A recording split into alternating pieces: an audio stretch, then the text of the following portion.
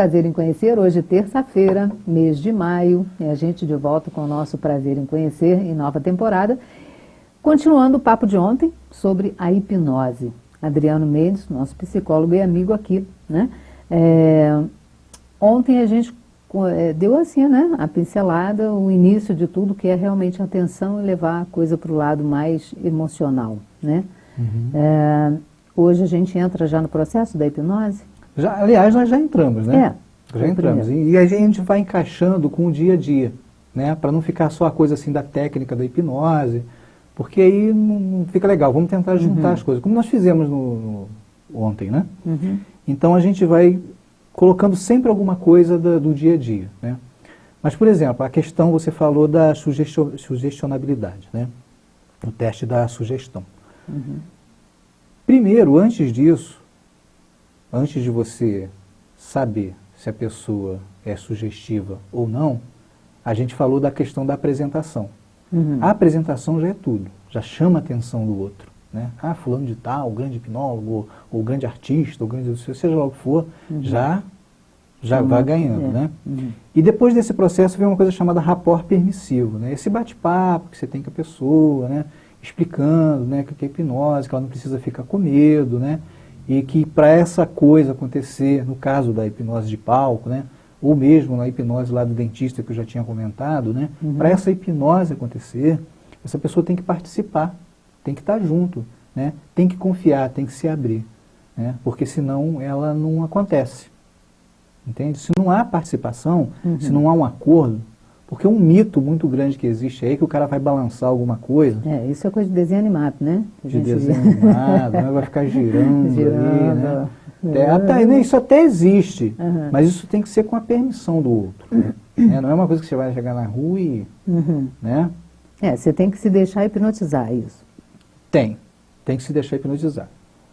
No caso de você balançar alguma coisa, ou acontecer do outro ser hipnotizado, como às vezes a gente vê até... eu não estou dizendo que todos fazem isso, mas você vê em algumas igrejas, né, às vezes, a pessoa tirando um espírito do outro, essa coisa toda, né? E você vê ali que algumas pessoas não tem nada disso, elas estão caindo porque o outro caiu, estão vendo as coisas acontecer e tal. É uma sugestão, né? Então aquilo começa a acontecer com ela também. Mas existem maneiras de você perceber se as pessoas têm facilidade de ser hipnotizadas.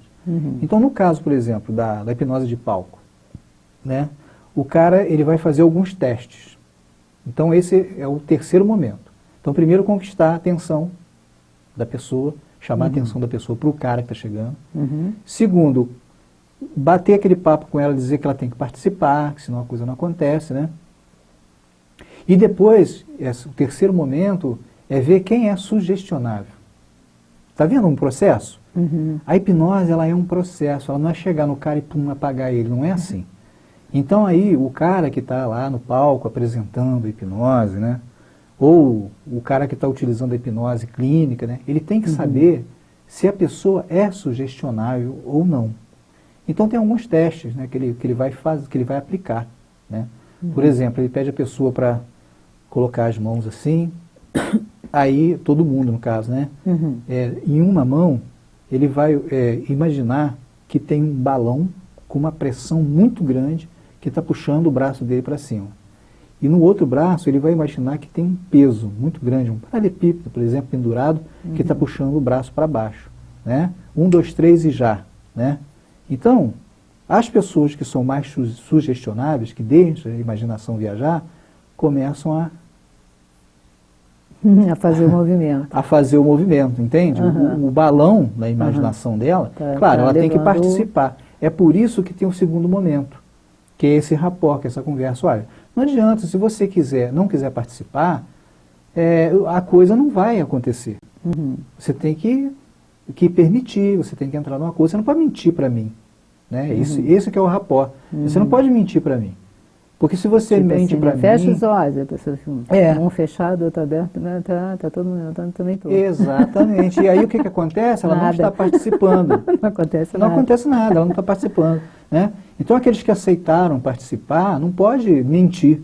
Tem que deixar a imaginação viajar. E deixando a imaginação viajar, o hipnólogo, Acontece. ele vai observar que tem algumas pessoas que, não são todos, né? Esses são o que ele vai começar a trabalhar. Ele já fica de olho, né? E, pô, aquele cara ali é sugestionável, né? E tal. Tem um outro teste também que é feito, né? Onde você imagina uma bola de luz, assim, né? Vai imaginando a bola de luz, ela vai encolhendo cada vez mais, sua mão vem com essa força, vem com essa energia, ela vai encostar uma na outra e tal, a bola vai desaparecendo, aí pum, né? Aí a bola some, a bola de energia some, né? Agora suas mãos estão coladas, né? Uma grande cola, essa energia juntou as duas mãos. Tente soltar sua mão agora e o cara fica, sabe, que está participando. Alguns soltam com muita facilidade, outros ficam com a mão realmente presa, que você tem que ir lá dar o comando. Porque isso são comandos, né, mentais, né? Mas assim, é simples assim? É. É? Mas isso é sugestão. Isso ainda não é o processo em si. Só que isso é para saber, essa parte da hipnose, do trabalho do hipnólogo, é para saber quem é sugestionável. Né? Ele está acreditando mesmo, né? E fica ali. Como ele acreditou, a mão fica colada mesmo. Entendeu? Entendi. Ele não consegue soltar a mão. Então é com essas pessoas que ele vai chamar para o palco. Ele não vai chamar aquelas que conseguiram soltar a mão, entendeu? É lógico. Não é? Então tem esse movimento. Tem um outro movimento também, que ele pede a pessoa para segurar os dedos assim. Ele fala, não adianta você insistir, não adianta, os dedos vão colar e pum. Né? O dedo vai lá e cola. Né? Então aquele cara é sugestionável. Né? Então esse é o terceiro movimento da hipnose. E isso, quer dizer, você falou que a gente ia mais ou menos fazer uma comparação, né? Desse fato, dessa sugestão e tal. Um sugestiona e o outro faz. Para o nosso dia a dia. Nessa parte também tem alguma coisa correlacionada? Tem, com certeza. Então a gente vai falar sobre isso no próximo bloco.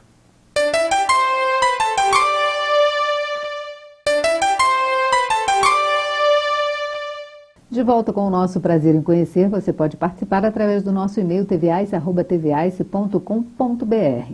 Essa semana toda a gente falando sobre a hipnose e eu tenho aqui também um livro sobre mitologia grega. A gente até já falou um pouquinho sobre isso, né, Adriano? Sobre a mitologia grega. Na próxima semana a gente vai falar um pouco mais, mas a gente tem esse livro aqui de Junito de Souza Brandão, que é sobre mitologia grega. Olha só, um livro bem bacana, bem completo. Para você que gosta, quer se aprofundar, quer conhecer, nunca ouviu falar, enfim, mitologia grega, que é da editora Vozes, correto? E a gente vai sortear esse livro aqui no final desse mês, né? No finalzinho do mês a gente vai sortear esse livro. Então, se você quiser participar dessa promoção, manda um e-mail para a gente, tvice@tvice.com.br e vai estar concorrendo ao Mitologia Grega da editora Vozes. Bom, seguindo o nosso programa aqui sobre a hipnose, a gente está falando sobre a sugestibilidade, né, da pessoa, né, a propensão que a pessoa tem para ser hipnotizado ou não. Aí o cara vai lá e escolhe, já sabe, observa, vê as pessoas que têm essa propensão para poder trabalhar com elas. Aí o segundo passo é o quê?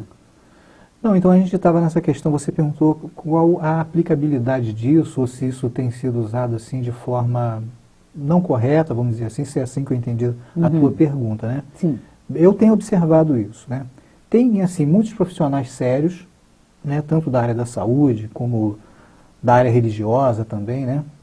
Mas também tem algumas pessoas aí que ficam utilizando essa ferramenta em benefício próprio, né? E às vezes, não utilizando propriamente a ferramenta, mas uma parte da ferramenta, né? Que é esse teste de sugestionabilidade, por exemplo, algumas pessoas utilizam, por exemplo, em religião, né? Gente, eu quero deixar o seguinte aqui, tem muita gente séria trabalhando, bacana, apoio. Mas essas pessoas que não trabalham sério e que eu tenho observado, então eu faço questão de dizer, né? Você vê ali, muitas vezes, utilizando essa ferramenta, como a gente conhece o passo a passo dessa ferramenta e conhece o mecanismo disso tudo, você vê nitidamente que o cara está utilizando disso, ele não está dentro daquele processo, né, mas já conhece essa ferramenta, né, e está aplicando isso de uma forma incorreta, às vezes para ganhar dinheiro, isso não é legal. Né?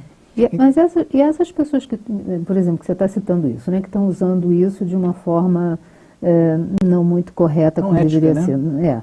Será que essas pessoas realmente têm esse conhecimento total, geral, da hipnose e aplica de uma forma, enfim, aplica para ter alcançar um objetivo próprio? Eu acredito que sim. Pelo passo a passo da técnica, né? Essa técnica, como você está vendo aqui, ela tem um passo a passo, né, para atingir o objetivo final. E a gente observa que esse passo a passo está sendo utilizado. Entendi. Né? Então você vê aquilo nitidamente. A pessoa ali. sabe exatamente o que está fazendo. Sabe, quando, por exemplo, né, alguns pedem, vamos ficar todos de pé. Para que ficar de pé? Né? Então o sujeito fica de pé. Aí, de repente, alguém começa a falar alguma coisa, e o sujeito envolvido naquela fala toda, né?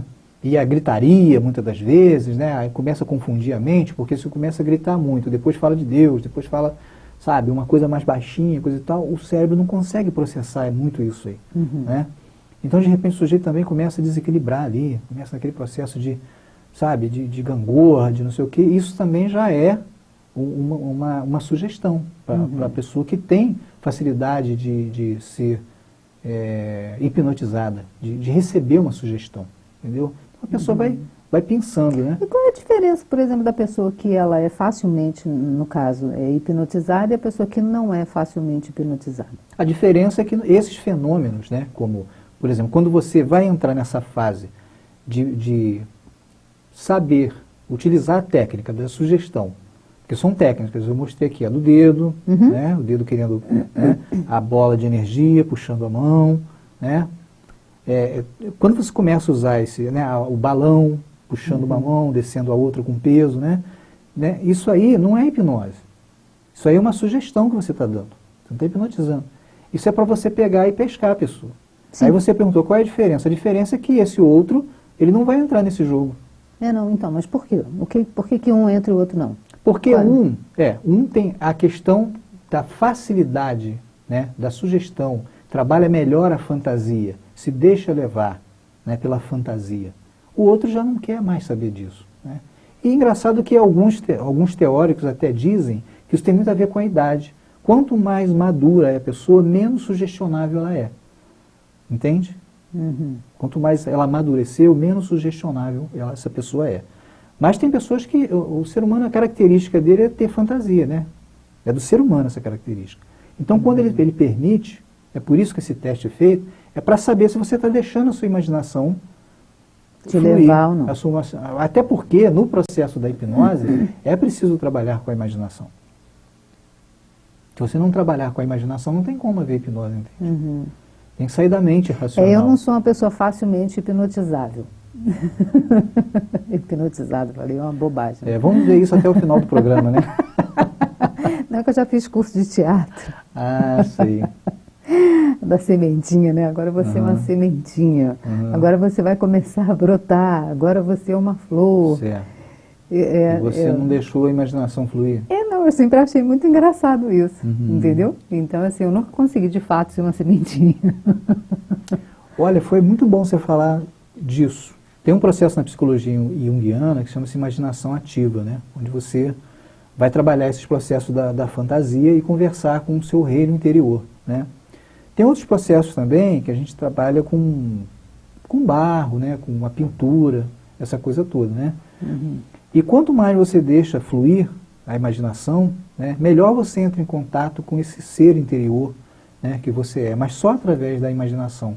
Né? Então, tem que ser suscetível a isso, deixar isso fluir, e eu vou falar disso daqui a pouco.